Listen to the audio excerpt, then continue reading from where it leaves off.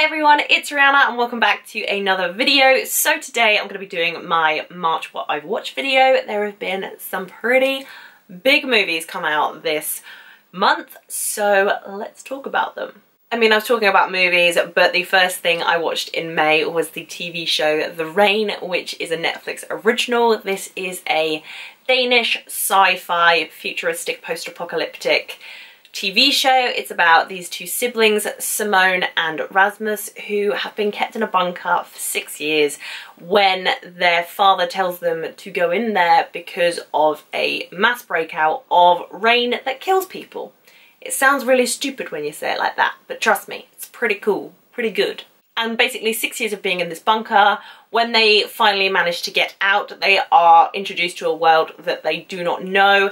There aren't many people around. People have died from this disease they get from the rain, and they meet a group of survivors and try to find their father. I was really interested in The Rain because I love sci-fi. Like, didn't you know I love sci-fi? And I was really impressed with Dark, which is another sort of mystery sci-fi show on Netflix, which is a German show. So I was like, right, we're gonna watch this Danish sci-fi show, The Rain, and I was actually really impressed with it. Obviously the main concept of it is this death rain that kills people and you've got a bunch of survivors, but the way they set out the show is that every single episode shows you the backstory of one of the group of survivors. So there was Martin, Philip, Leah, Jean and Beatrice, I believe, in the group of survivors, along with Simone and Rasmus, and it was really interesting seeing the backstories of all these characters, just because it gave the show a little more emotion and a little more honesty, rather than it just being a straight sci-fi show. Each of the characters has a different story as to where they were when the rain broke out, and it was just heartbreaking. Some of them were extremely heartbreaking to watch, but I thought they played it off really well. The main premise of the show really isn't the main focus of the show. It's mainly the characters and what they do to survive and how they get through this post-apocalyptic world, and they run into things you would not expect. I think this show is really brilliantly done with its tension, with its acting, with its characters, because if you have rubbish characters, you're not going to want them to survive. For each and every one of these characters, I rooted for them to find out the truth. I think the only problem I kind of had with The Rain is that the finale episode sort of left more questions than answers, and if there's no season 2, I'm not going to be a very happy viewer because I need to know what happens. Anyway, if you are a sci-fi fan, if you love things like Lost, and if you like Dark as well, I definitely recommend you watch the show The Rain. I really loved it. I thought it was a fresh new take on sci-fi, but if you are going to watch it, definitely watch it in Danish with English subtitles or whatever subtitles your native language is, just because the dubbing, I hate it. It's disgusting. It's horrible. But yes, The Rain on Netflix, I recommend. The first movie I watched in the month of May was Layer Cake, which is an early film directed by Matthew Vaughn, starring Daniel Craig.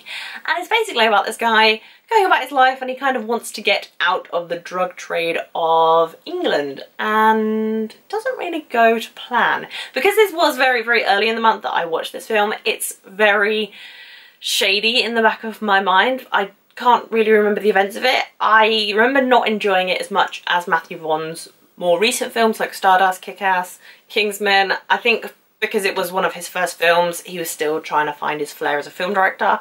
It still has the Matthew Vaughn traits in it, like the two screens in one shot and stuff. It looked really cool. It just wasn't my type of film, really. The next film, however, definitely was my type of film. I was really impressed by this. I watched Patriots Day, which was directed by Peter Berg and stars Mark Wahlberg. I watched Deepwater Horizon, which is also directed by Peter Berg, starring Mark Wahlberg, a couple of months ago. It may have been late last year, and I was really impressed with that film. And Patriots Day was no exception. I love true life dramas and seeing the events unfold in front of us, and just I think with the tension and everything was really great. It tells the story of a police officer on his hunt to find the people responsible for the Boston Marathon bombings. And what Patriots Day does really well is that it shows you both sides of the story with the police officers, the story with the terrorists, and it's just very interesting to see both sides, and it builds up quite a lot of tension. I'm not sure how true the film is to the actual events, but I found it to be a very informative film. Up next was a film called Circle, which me and my friend watched on a whim. Basically, there was a group of people in this one room, and there's this thing in the middle of the room that every, I think it is 2 minutes, it kills someone, and the people around this room have to figure out why they're killing these people and who is going to be the last one to survive. Most of the time you're sat there thinking, oh my god, this person is so annoying, I really hope they die next. And the rest of the time you're thinking, how did they get here and why are they here? And I feel like the end of the film doesn't exactly explain it to you. I think that it thinks that it's smarter than it is, if that makes any sense at all. But yeah, Circle, it was okay. If you like films where, you know, you're trying to figure out a situation, then I guess, yeah, you should watch Circle. And then we watched the recently added to Netflix Pompeii, which came out in, I think, 2014. And we purely watched this because we are huge Game of Thrones fans and love Kit Harington, and Kit Harington happens to be in this one. It wasn't great. The acting wasn't great, the story wasn't great, but you know, Pompeii, it's cool. It's got Kit Harington in it. It's good enough for me.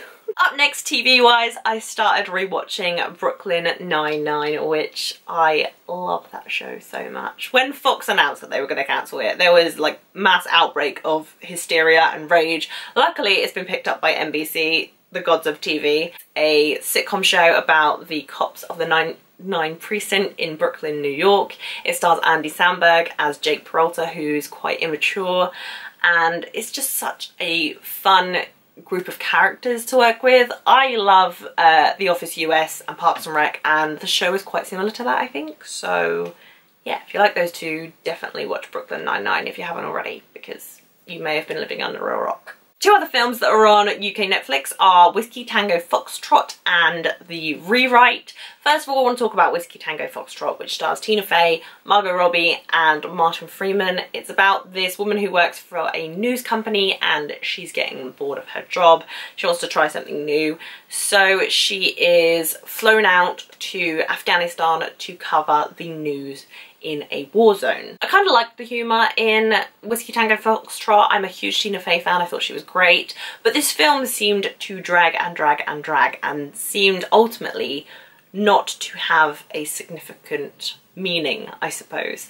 I thought the humour was great, I thought the acting was pretty great, but overall the story to me, although interesting, didn't really fulfill its full potential. The Rewrite is a film starring Hugh Grant as a washed-up screenwriter who is trying to make a comeback, but it's not really working. So his agent sets him up with this gig teaching screenwriting at a university, and I quite enjoyed The Rewrite. It was a nice, light, fluffy, romantic comedy drama type film, and I like those. There's no harm in those at all. Plus I love any film that has anything to do with writing or screenwriting or anything, so it might have been bad, but you know, I like that, so yeah. At the cinema, I went to go see the latest Melissa McCarthy film, which is Life of the Party. It's about a woman whose husband decides he wants a divorce and she decides that she wants to go back to college. So she goes back to get her archaeology degree at the same college as her daughter. Things start to get complicated, she kind of goes back into her young self, but this film was generally pretty funny. Life of the Party is like a girl power comedy and I just really liked it. Like, no shame whatsoever. Another one I saw at the cinema, I dragged my best friend to go see Deadpool 2. When I say dragged, I mean that makes it sound like she hates it. She really enjoys the first Deadpool, but not as much as I do. I was pretty excited about it just because of Josh Brolin as Cable, seeing more of Wade Wilson, seeing what else would happen in his universe, and I can say that I was kind of disappointed in the second film. I feel like the first film was so solid and had such great humour that the second film felt like it needed to be bigger and better than that, and sometimes that's not necessarily bigger or better.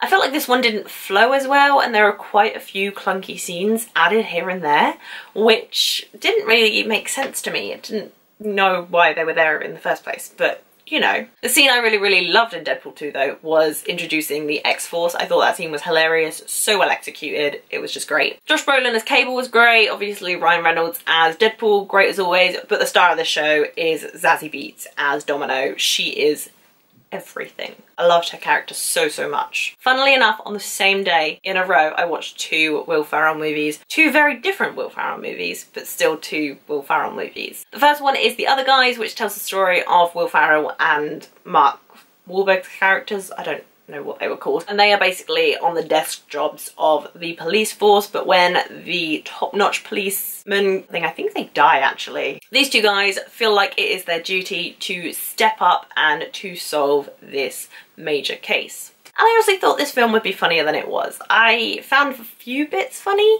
but not the whole thing. Usually in Will Ferrell movies like Anchorman, I am laughing the whole way through, but just this time it just felt like silly comedy, and I'm not a fan of slapstick humour most of the time. The Other Guys was a disappointment, but then the second Will Ferrell movie I watched was Stranger Than Fiction, and I really, really liked this one. Stranger Than Fiction tells the story of Harold, who is a guy going about his life. He has this routine, he doesn't stray from it.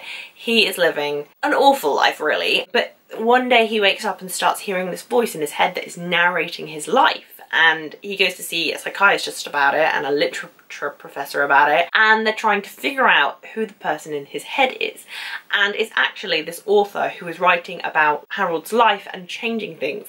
But the thing is, in every single book this author has written, the character dies at the end. So there is this whole dilemma about what is going to happen to Harold. And I really, really like this one just because the storytelling is so good. Will Ferrell is in a different element here. It's still sort of a comedy, but it's more of a drama. And I just think it's a really imaginative, well-written film. Yeah, Stranger Than Fiction definitely inspired me. Very good filmmaking. Next up was the other huge film that came out in May, and that is Solo, a Star Wars story. I have a review for this if you guys want to go check it out. I will leave a link for it down below in the description. Won't talk about it too much, but I enjoyed it more than I thought I would. I wasn't really backing the whole, you know, spin-off Solo movie thing just because I don't think it's necessary.